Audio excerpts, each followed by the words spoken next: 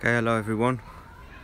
Today I'm doing a video of the refitting of a turbo on a 2010 Mazda 6 2.2 diesel. The turbo's gone on it. I haven't filmed the removal, but I'm basically doing it. I've received a new turbo. I'm going to do a quick little video of unpackaging a new turbo cartridge, putting all the turbo back together again and refitting into the vehicle, and videoing what I can, so that hopefully anything might be helpful to you if you're trying to do the job. I haven't done any videos of the actual removal, but I'll try and help by videoing the refitting procedure. So these are the two sides of the turbo which have been removed, and this is the old cartridge that we'll be replacing. As you can see, the bearings went in it, and it started leaking oil. So yeah, clearly completely shot, and the vanes on the compressor wheel actually broke. There's no signs that the parts of the damaged turbo have got into the engine, because the engine still runs, but it would have to go through the intercooler. So I've taken all that and checked. Couldn't find any broken bits, so a bit of a mystery to where they've gone, but the car still starts and runs. This is the replacement turbo. Oh, it's not a box. When you're ordering the turbo, the basic cartridge, the part number is really what you go by.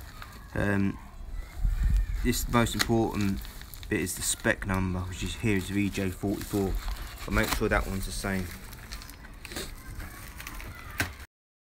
So I've gone with a turbo from London Turbos, mainly because I'm off work today and they were offering quick next day delivery for a reasonable price. There's the part number, as you see, VJ44. Straight away, as you can see in the box, it comes with a new oil drain gasket, which is handy.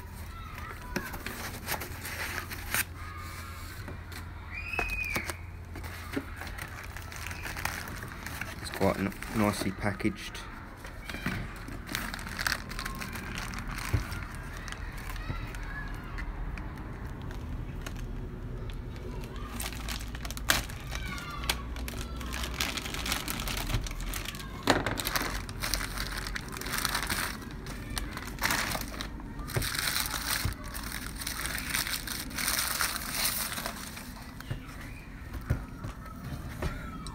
Comparing at the moment, it looks good this side.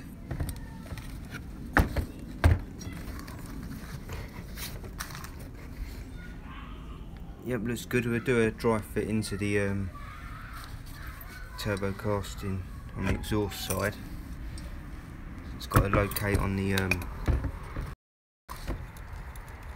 locates via this hole here onto the dowel pin here.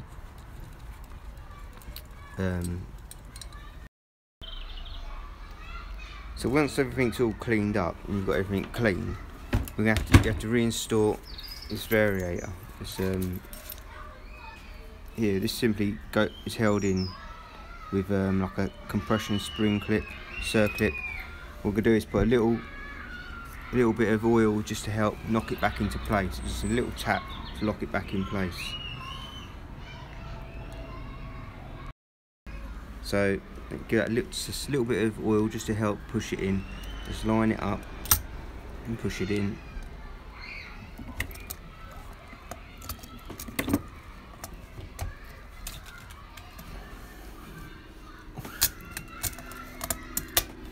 And it clicks in. You can move it and adjust it so we can line up the cartridge with this dowel pin here. We've also, when we took the other one out, we've marked certain positions around by the hole so we can adjust it so it all lines up.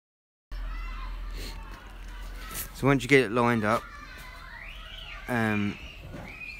we've got some paint marks on it. We went by and we scratched it on the casting and moved the mark over onto the new one.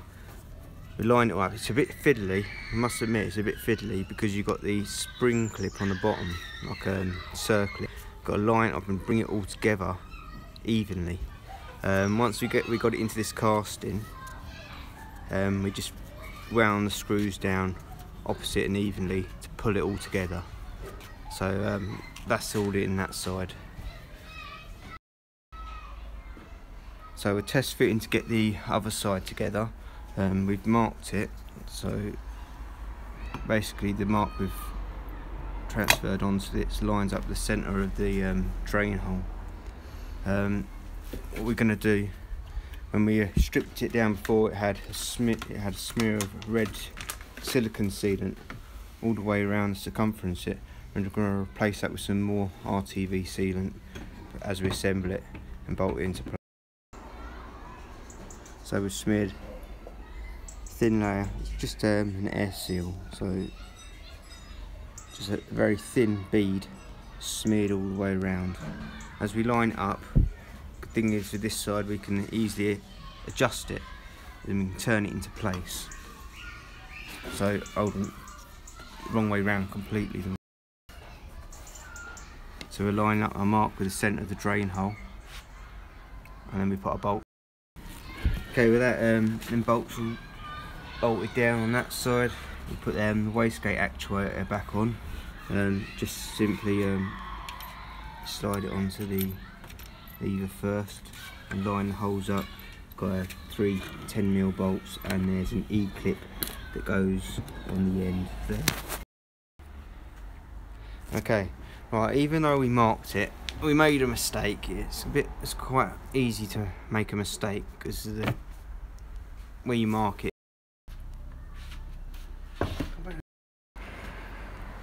Okay, just noticed we didn't have the oil drain pipe refitted. We've just done that. It's fit in here. We've reused all the old gaskets. You're not supposed to, as you probably all know, but they only supply you with the gasket to reseal against the block for the drain. So what we've done, we just put a little bit of RTV sealant on the gaskets to give it help it. You're not supposed to do that because it could.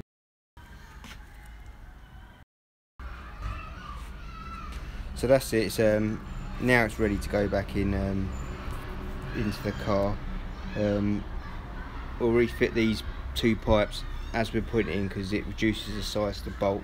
It's easier to manoeuvre. If I can, I'll video bits of the refitting procedure, but it's very awkward to video everything, so if I can I will do. I'll put up a separate video. So that's the turbo done, ready to go in. Hope it's helped someone. Thanks for watching.